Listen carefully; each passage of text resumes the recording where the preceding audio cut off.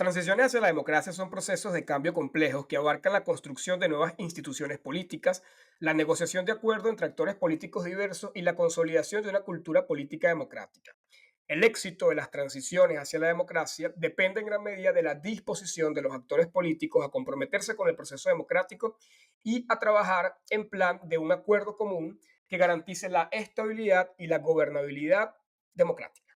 Esto decía el politólogo argentino Guillermo Donnell.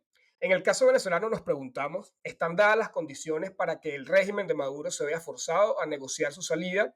¿Existe una disposición real de pactar con la oposición su salida del gobierno? ¿Qué quiere decir las propuestas de Lula o Petro sobre realizar un plebiscito que garantice un pacto democrático en el país?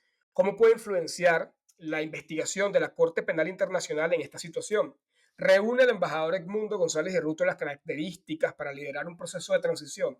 Acompáñanos en este nuevo episodio de Nadie nos preguntó a debatir sobre este importante tema y analizar los posibles escenarios por venir en esta Venezuela que está cambiando todos los días. Bienvenido a este episodio del podcast de análisis sociológico y saludo como siempre a mis compañeros Francisco Calderón desde Santiago de Compostela, Ana Karina Caldeira desde Barcelona y por acá Emerson desde Dallas. Y antes de comenzar, por supuesto, te invitamos a suscribirte y darle like al episodio, que es la mejor manera que tienes para colaborar con este proyecto. Así que ahí le doy el pase, como dirían en los medios de comunicación venezolanos, a mis compañeritos.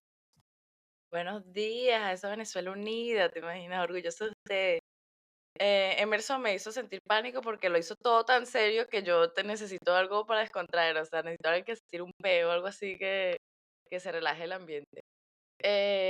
Mira, nosotros ya hemos hablado de las transiciones, algunas transiciones, hablamos la de Portugal, hablamos la de Pinochet, hablamos, bueno, en el tema de los países, Chile, hablamos de la propia Venezuela y queríamos hablar hoy de la persona de la transición, ¿no? Porque siempre recae sobre, obviamente aquí son importantes los movimientos sociales que siempre han influido demasiado en las transiciones también, porque presionan las Madres de Mayo, en los movimientos estudiantiles, pero también en la élite o en la cúpula política, es importante la persona que se decía para esa transición, sobre todo de regímenes como el venezolano, que tienen 25 años, que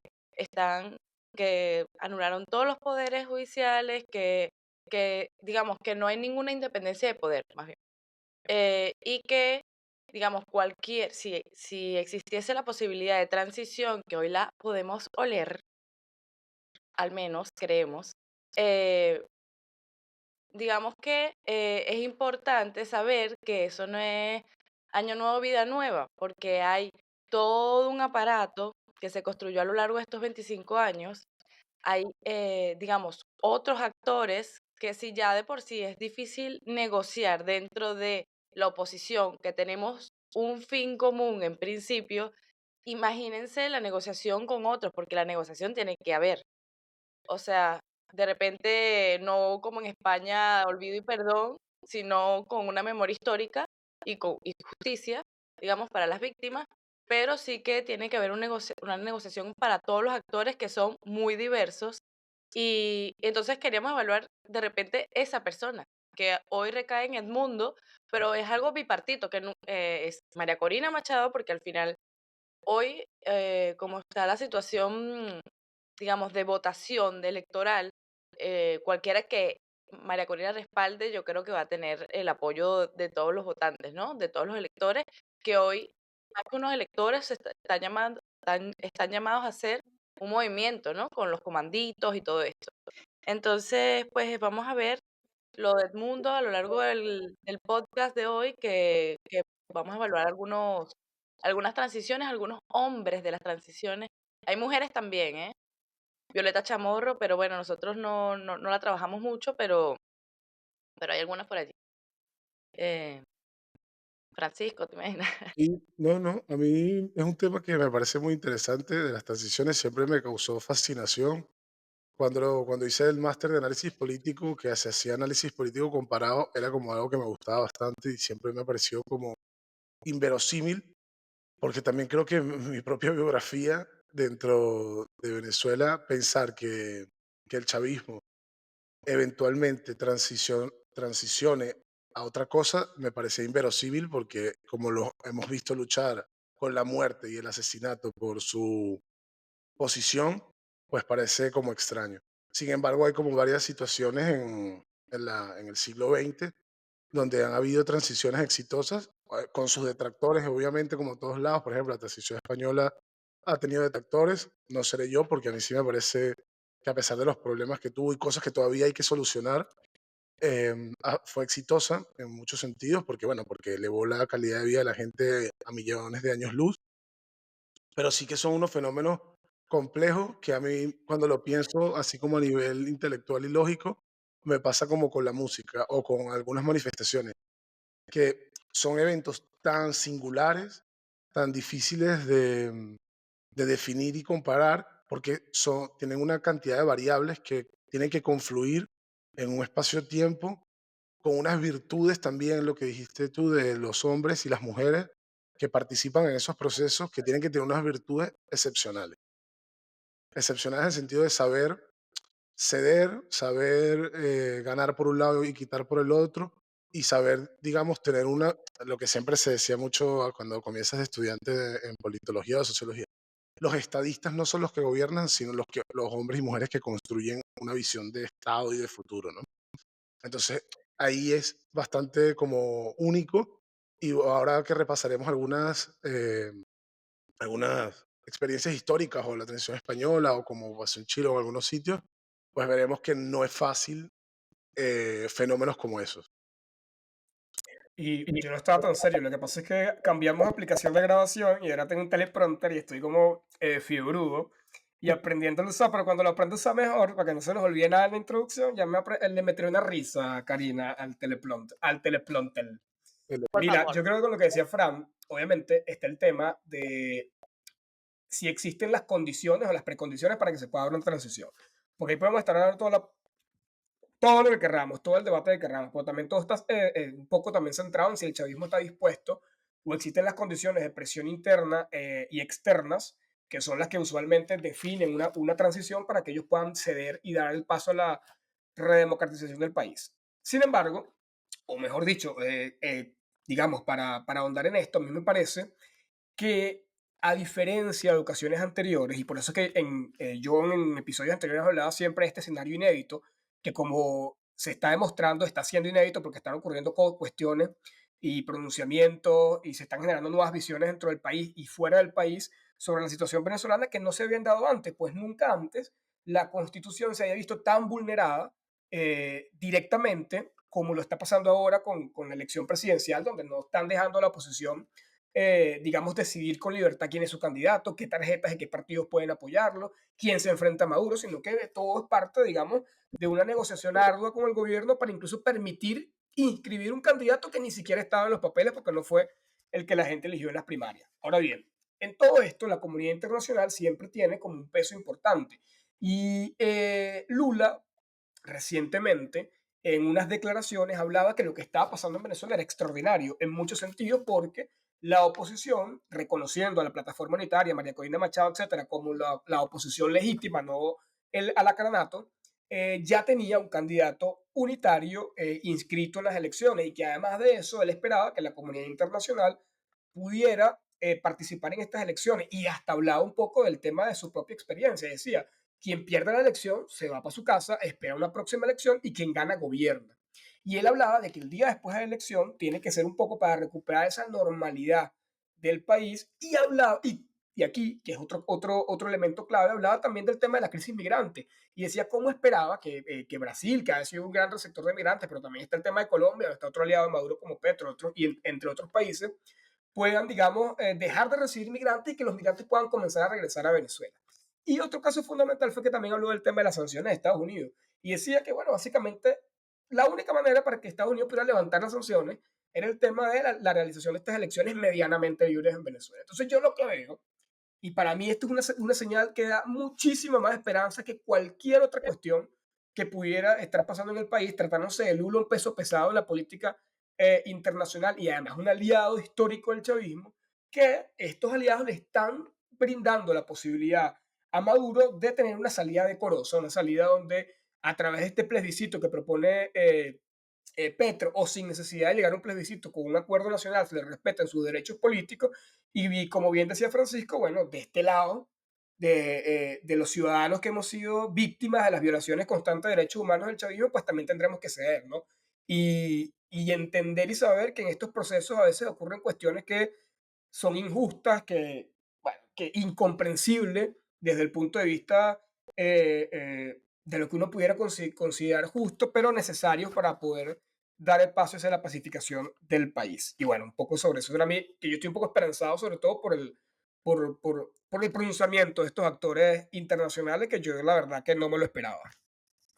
Sí, o sea, ahorita que lo dices, es importante además de ahorita que las que vamos diciendo que vamos a matar al tigre y no lo hemos matado. Pero bueno, ahora que vamos a hablar de esa persona, de la transición y eso, lo importante yo creo que también es ver lo que sucede alrededor de esa persona, porque también tiene que ser un compromiso de hacerlo bien de todos. Y hoy la comunidad internacional juega, hoy y desde hace mucho tiempo, después de la Guerra Fría, durante la Guerra Fría, jugó una importante jugó un papel, un rol importante. O sea, de hecho, Venezuela, ahorita que hablé de Violeta Chamorro, me acordé, nosotros en Venezuela fungimos en muchos casos como receptores de exiliados, como mediadores en estas transiciones. O sea, Violeta Chamorro hubo demasiado apoyo desde Venezuela. España mismo, con su transición un poco, digamos, democrática, que se dio y fluyó sin ningún revés, sin ningún otro golpe de Estado, sin no sé qué, también fue, digamos, un hecho histórico que traspoló a Latinoamérica en los años 90 eh, en sus propias transiciones, ¿no? Yo creo que también la comunidad internacional tiene que saber que debe jugar un papel importante a la altura. O sea, yo creo que si todos nos comportamos, todos desde nuestro rol nos comportamos a la altura de los momentos como parece se está comportando hoy la oposición. Yo, digamos, de Rosales, digamos, no esperaba esto, y no hay que agradecérselo, era su deber, digamos. Entonces, pero eso también es producto de negociaciones, de sentarse y de comunicarse, ¿no? Em, entonces yo creo que todos tenemos que estar a la altura del momento que nos toca. Entonces, no sé si yo quería hablar de la transición de Venezuela, de la hegemonía andina al voto universal y democrático en Venezuela, pero no sé si quieren empezar con España, que fue Sí, no, pero te iba a decir que sí hubo un intento de golpe de Estado en España en el 81, el de Tejero, muy famoso, ya, que, pero, o sea, no hubo un revés real. O sea, se bueno, pudo. pero lo que te quiero decir, a ver, sí, no lo hubo porque había, o sea, aparentemente era más fuerte en los pactos que habían hecho que esta intentona. Eso es muy revelador también, yo opino igual. Y lo que decía Emerson, uno de los problemas de este tipo de cosas, de estos procesos, cuando uno lo ve en el tiempo, es que todo el mundo tiene que tragar grueso. Ese es como lo que en todos los procesos que uno lee sobre transiciones, lo primero que dicen todos los participantes, toda la gente que lo interpreta y tal, es que tienen que tragar grueso. Nadie sabe lo grueso que tienes que tragar hasta que nos pase a nosotros, por ejemplo, con el chavismo y tengas no que perdonarnos y tal, pero habrá cosas que habrá que dejar pasar, lamentablemente, por lo menos por ahora, porque si no es imposible, ¿no? Entonces creo que ahí es donde es como una de las piedras. Y si quieres que te comento un poco lo de España, que lo estuve revisando un poco por arriba, bueno, me imagino que mucha gente aquí sabe, como voy a resumir rápido un poco el proceso para que después lo compares, Karina, con hoy Emerson, con los que ustedes más o menos revisaron. Bueno, nada, cuando muere Franco, sencillamente el rey Juan Carlos, que había quedado un poco ahí como heredero de Franco, primero nombra a un presidente de gobierno que no era tan reformista y luego termina poniendo a Adolfo Suárez. Las razones por las cuales Adolfo Suárez y ese grupo de gente decidió hacer una transición y empezar a abrir un poco es una buena pregunta. Mucha gente dice que es por la presión de Europa, por la presión interna, porque el turismo que había en España ya había abierto, como que la sociedad española iba pujando poco a poco. Pero bueno, eso son cosas de muy profundas de estudio que habría que verlas con lupa y más sociológicas y de procesos históricos.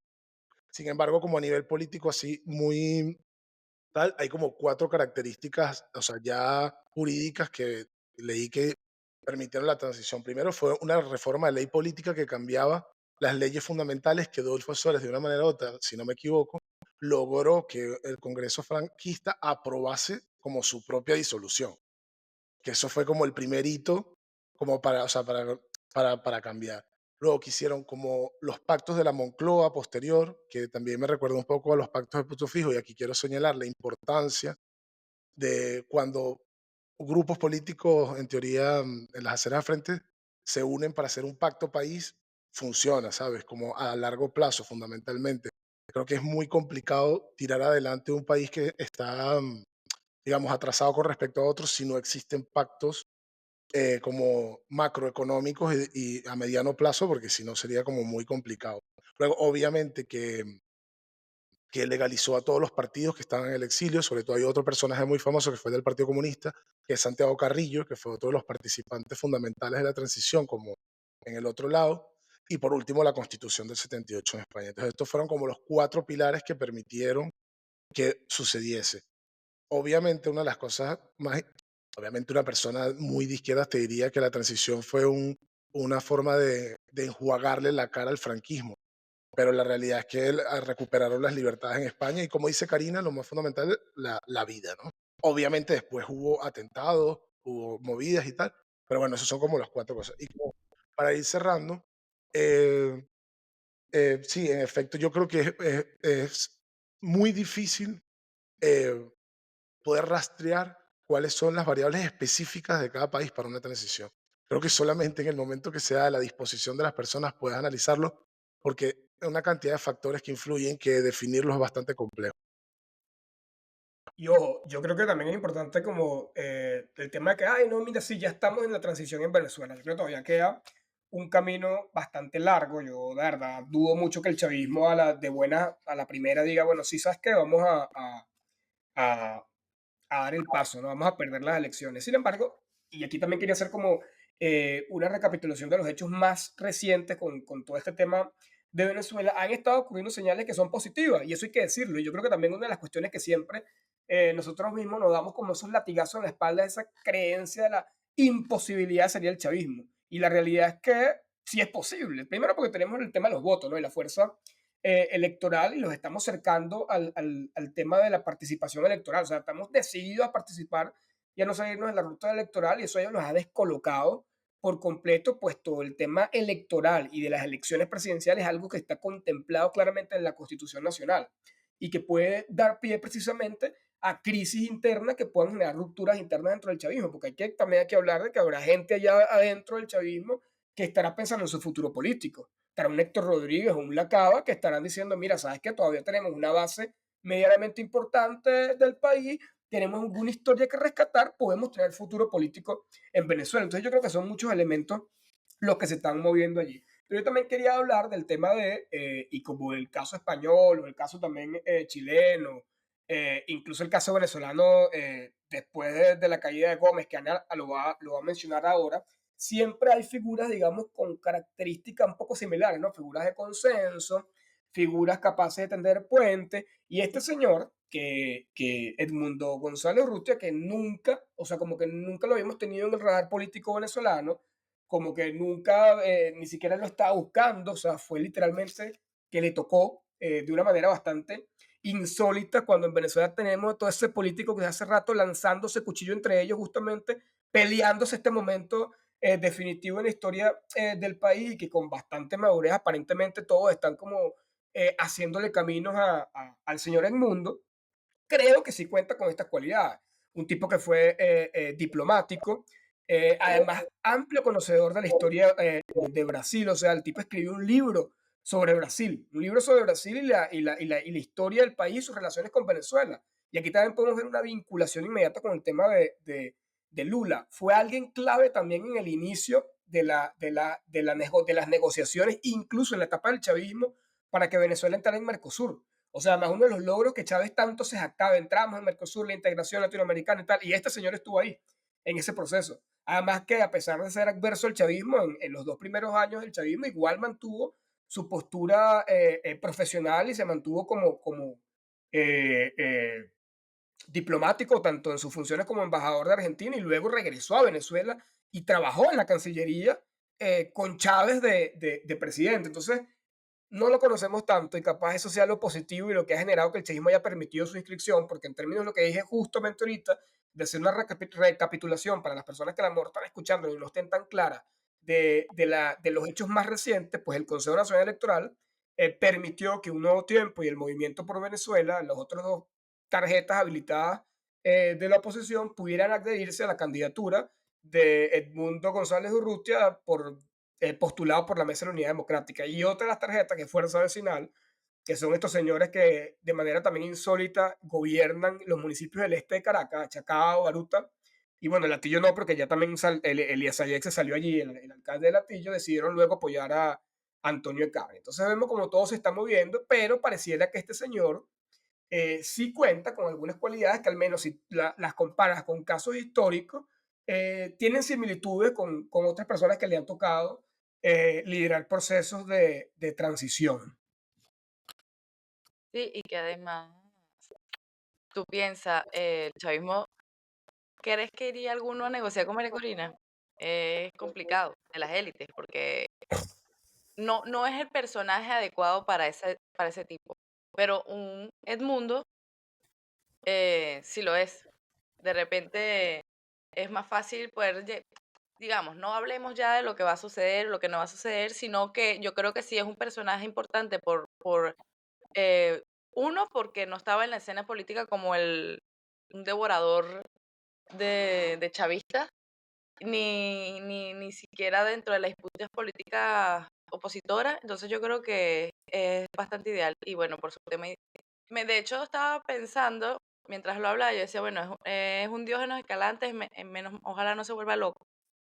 Solo que le escogimos de hecho, para hablar ya, para entrar en el tema, con con la hegemonía andina, que bueno, fueron, no sé, 40 años, no lo recuerdo ahora, pero de Cipriano a Gómez, luego vinieron, empezó el proceso como de reformas con Contreras y Medina Angarita. Medina Angarita dejó que se inscribieran los partidos, hasta el Partido Comunista, eh, pero nunca se llegó a lo que pedían, digamos, el clamor popular de los nuevos partidos legalizados ni de la sociedad venezolana, que era el voto universal. Digamos, ellos tenían elecciones por segundo grado. Medina Angarita, a pesar de que hubo una apertura importante, se crearon, de hecho, el Nacional, Últimas Noticias, o sea, empezó a haber libertad de prensa, empezó a haber, digamos, libre competencia de partidos también, bueno, dentro de lo que se sabe. Em, y Uslar Pietri estaba muy metido allí. Y claro, él trabajó mucho con el gomecismo, pero también era un tipo, un civil, un intelectual, digamos, pero le faltaba que era del Táchira. Entonces, eso era como lo que sonaba por ahí, ¿no? Y Diógenes Escalante sí que era andino. Entonces, yo creo que también hay que ver ese tipo de particularidad, no ahorita por los andinos o los caraqueños, lo que sea, sino el tema militar, ¿no? Que no sé si ustedes creen que ahorita figura mucho la importancia militar, aparte del poder de violencia, sino el poder de decisión. Eso lo habría que evaluar también si es un actor relevante para la negociación en ese sentido, en un tema ideológico, una petición particular del sector militar. Y luego, Diógenes Escalante, como a muchos sabrán, se volvió loco. Y ahí empezó la peripecia, ¿no? Porque ya no tenían el candidato, porque digamos que Diógenes Escalante se había acercado, bueno, AD se había acercado, el incipiente partido AD en su momento, que ya tenía eh, vistas de ser un gran partido político, se acercó a Diógenes Escalante y pues entablaron de que lo próximo que harían en su gobierno sería las elecciones democráticas, ¿no? Entonces yo creo que también tiene que haber, aparte de en fin en sí mismo de la dictadura, tiene que haber una idea de país, ¿no? Que se pueda vender, de que se pueda negociar con eso. Porque yo creo que también lo que le ha faltado a la oposición, claro, es que el chavismo se ha encargado de exterminar toda la oposición, pero yo creo que aparte de los hombres que necesitamos, yo también creo que tenemos que tener claro, al menos, además del fin de la dictadura, yo creo que tenemos que tener una idea de país que pueda mover a la gente en pro de eso. No sé si el salir de la dictadura es suficiente. Sí, yo creo que sí, obviamente, pero creo que es un proceso tan complejo que ya solamente poder suponer que se puedan sentar los actores para trabajar es bastante. Yo sé que muchas de las personas que nos escuchan y muchos de los venezolanos nos pesa un escepticismo brutal con el chavismo y con razones obvias porque ellos han sido implacables en su violencia y en su unilateralidad. Sin embargo, como todo es mirar un poco al del vecino y ver y leer, y ver cosas que han pasado en el mundo, pues la, entre comillas, lamentablemente la única forma de poder volver a Venezuela o construir algo más allá de chavismo es así, por ahora. Entonces creo que ahí es como algo fundamental. Evidentemente también, Karina, sí que tienes un poco de razón, porque si tú miras, o sea, países que han pasado en un periodo de 20 años de estar muy mal a estar medianamente bien, es a través de unos pactos económicos y una visión de país mínima, que normalmente se resume en unas constituciones, porque, sabes, como la idea de unas constituciones. Pero también creo que el afán constitucional tampoco, porque es evidentemente la constitución venezolana no está, o sea, antes de la constitución hay cosas que, pero bueno, que sí, que evidentemente un pacto país es fundamental. Pero bueno, habrá que ver si nuestras ganas de transición y si realmente todos estos actores reúnen todas esas condiciones y a ver cómo se desenvuelven y a ver si este candidato y si realmente desde el chavismo hay una intención real. Bueno, Pero sí, ujú, sí, sí. no, que ahí volvemos a lo que decía también Lula, ¿no? Con el tema de la propuesta de plebiscito, y también lo decía Petro, que es justamente para someter a votación en el país, si usted está de acuerdo o no, básicamente que se respete la constitución. Porque yo creo que en Venezuela hay que regresar y ese pacto país es lo más básico, lo más mínimo, es reconstruir una cultura política democrática en el país, que no existe. O sea, el chavismo llega a 25 años al gobierno.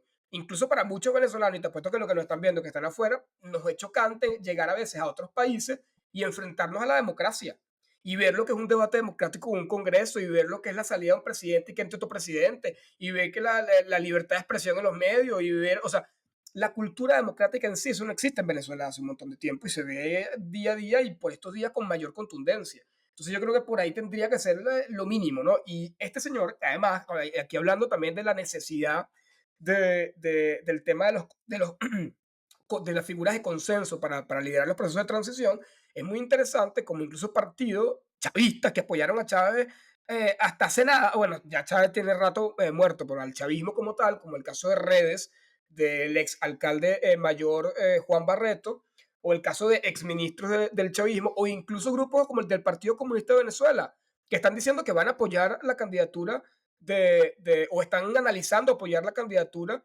del señor Edmundo. Ay, ¿cómo es que es el apellido del señor Edmundo? Se me va, pero es que está muy nuevo todavía. Es Urrutia, pero el segundo, González, ¿no? Sí, Dale. Ah, que además el señor Edmundo González Urrutia es aragüeño, me encantaría que fuera un aragüeño el que sacara el chavismo, y es usevista, que los usevistas estaban por ahí un poco perdidos en la dirección del liderazgo opositor venezolano, salvo del Solórzano, que por ahí está ahorita súper activo, pues este señor es usevista, de nuestra facultad más internacionalista, y es aragüeño. Así que bueno, yo sí creo eso, y además también que algo que a mí me preocupa un poco desde hace tiempo con el tema de la desconfianza y la desconexión que hay entre la sociedad venezolana y los líderes políticos, y que bueno, un poco María Corina salvó la patria reconectando un poco eso, ¿no? Con el tema de las primarias, la organización popular, y bueno, que la verdad es que María Corina ha sido un fenómeno de liderazgo y me parece una excelente combinación el tema de María Corina como el movilizador electoral y este señor como el conciliador, ¿no? Pero me parece que la antipolítica no está ganando espacio, porque yo estaba como un poco nervioso.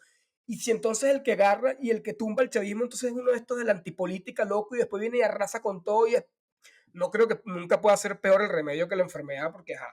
Pero este señor es un outsider que no está tanto metido en política, que pudiera cumplir ese elemento de desconocido que a lo mejor la gente lo estaba pidiendo y por eso es que a lo mejor puede calar tanto, pero a la vez detrás de él la estructura que lo está apoyando y que, digamos, está conformando los equipos de trabajo y todo de él, son los partidos políticos que le han hecho oposición al chavismo durante todos estos años.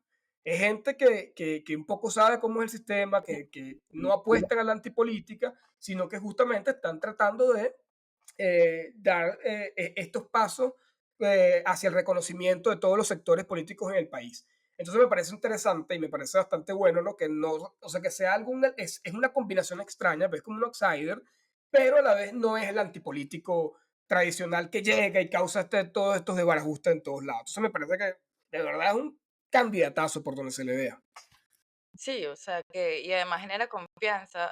Rosales podía ser un buen negociador con el chavismo, pero no generaba ningún tipo de confianza en las filas opositoras, bueno, por una serie de cosas. Y entonces yo creo que él sí, mira, que pasó de ser del candidato tapa a el candidato de todos los venezolanos opositores. Entonces yo creo que sí reúne eso, muchas de las características. Yo hace rato no quería seguir hablando, pero bueno, todavía quedaba, intervención BBC. Y yo hablaba también de los militares y su importancia porque para quedarme donde me quedé, al no tener a Diógenes Escalante como opción por su locura, digamos, se perdió el consenso que alguna vez hubo entre un posible tipo que nos llevara a unas elecciones democráticas. ¿Y qué hizo AD? Pues se embarcó, tomaron el cielo por asalto, se embarcó en la locura de alinearse con los militares, hicieron una junta militar presidida por Rómulo. Que bueno, ellos al menos llegaron al acuerdo de que ninguno de los que habían estado en la junta militar se podía lanzar a presidente. Y pues se modificaron algunos estatutos y entre ellos hubo las primeras elecciones libres de Venezuela, en donde quedó electo Rómulo Gallegos. Pero esa belleza de unión de civiles y militares terminó a los 8 meses. ¿Por qué? Porque si bien los civiles querían vivir en democracia y estaban haciendo un experimento de vida civil, los militares se negaban, digamos, a volver a los cuarteles. Su propio ministro de Defensa, al que le dio cobijo en Barcelona, ¿te imaginas que leí esa historia que ¿cómo es?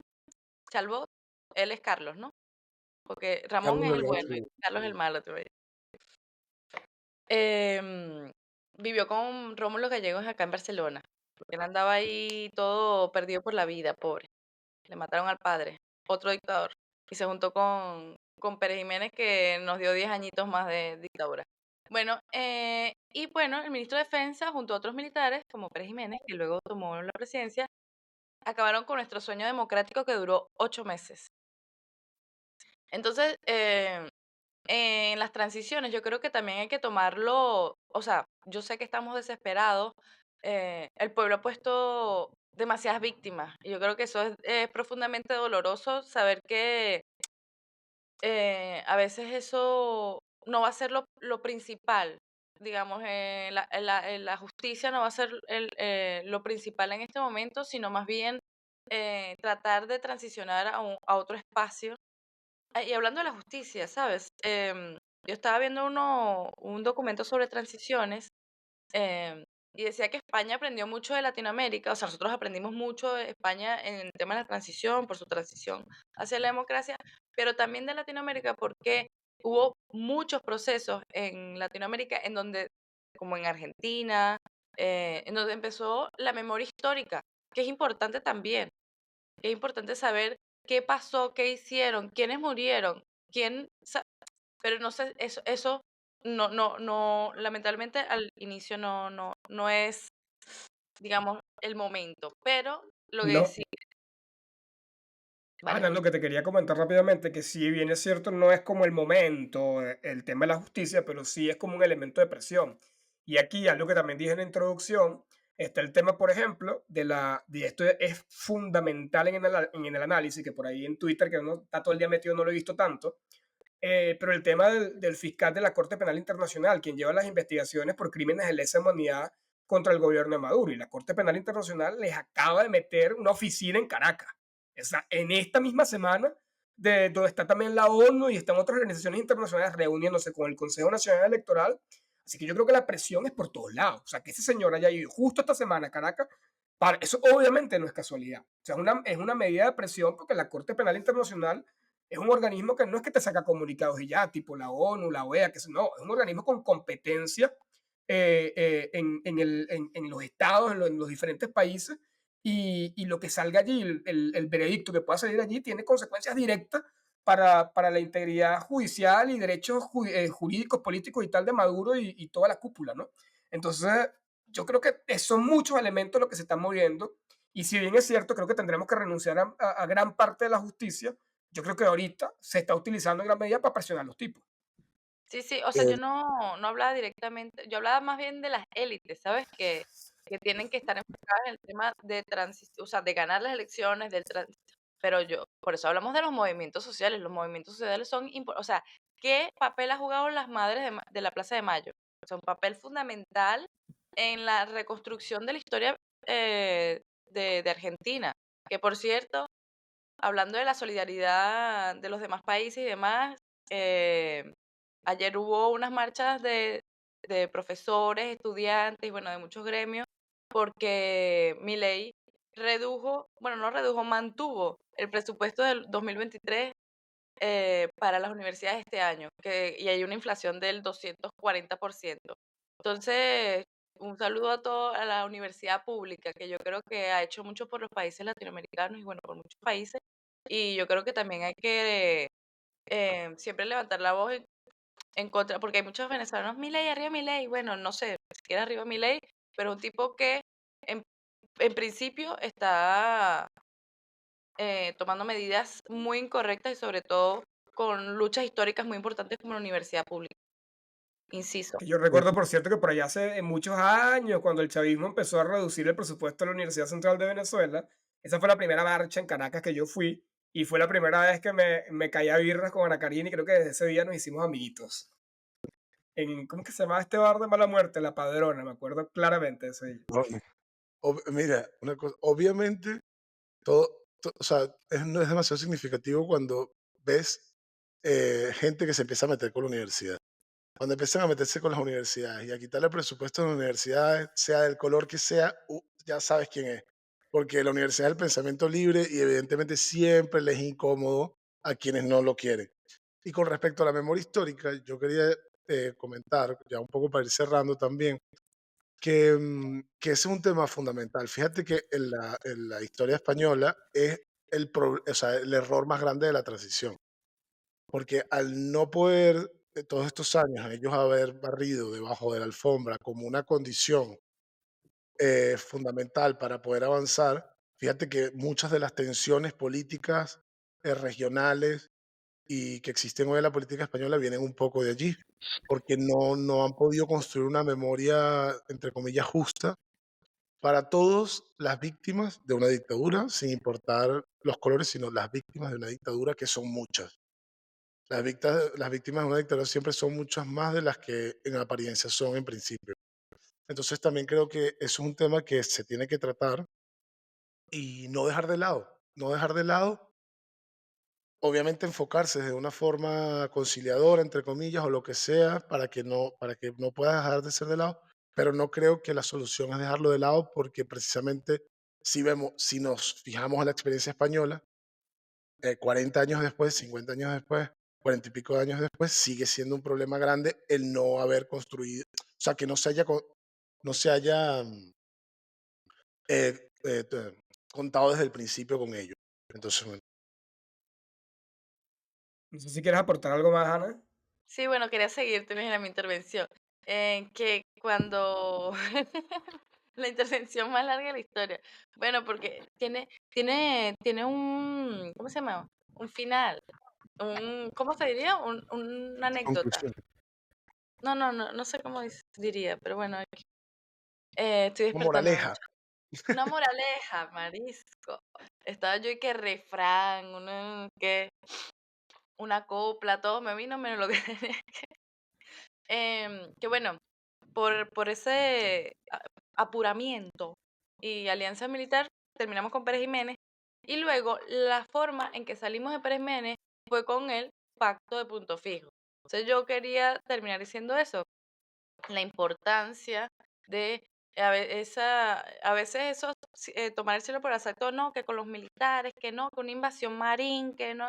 A veces simplemente sentarte con los otros sectores demócratas del país y sentarse a ver una visión de país, unas reglas mínimas, eso es lo que al menos nos garantizó a nosotros 40 años de democracia. Yo estoy diciendo números a lo loco, yo hoy no recuerdo cuántos años fue. Después, 40 años. bueno, muy bien, gracias. La pegué. Em, y yo creo que es importante. Y la historia también es con los que han cometido injusticias, pero también con los que se portaron a cabalidad en el momento que les tocó. Así que esperemos todos estar a la altura a nivel internacional y nacional, que al final yo prefiero un respaldo de un Brasil que de repente de un Norteamérica que está tan lejano, ¿no?